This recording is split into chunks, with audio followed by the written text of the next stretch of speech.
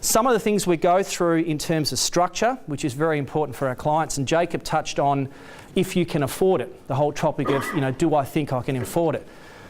We go through a very rigorous process around how we assess a client for taking that particular step, okay, in terms of investment properties.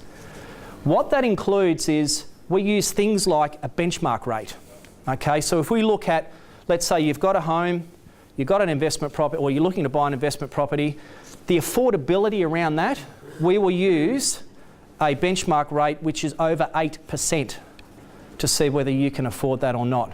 Not what you're actually going to pay, which is just under 5%, but an actual benchmark rate. Why? So there's some buffer in there, all right, should something go wrong. We also look at things like your income, your rents, potential rents that you get in, and we actually take a little bit off that. So we'll take 80% of the rent or perceived rent that you might get. Why? Leave a buffer in there.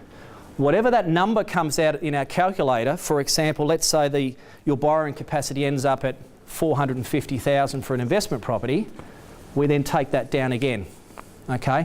The reason for it is if something should happen, the whole what if scenarios, what happens if you get injured at work and there's a loss of income?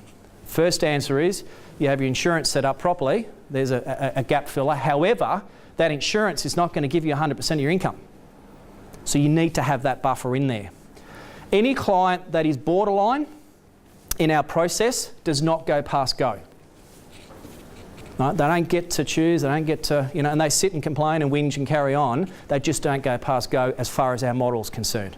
It has to be comfortable, it has to be the right outcome, and they have to be able to sleep at night. All right? There are investors who just, struggle with the whole concept of, I'm going to have another mortgage statement coming in the mail, which happens. But you also get the rental statement in the mail showing how much money you just had credit into your bank account.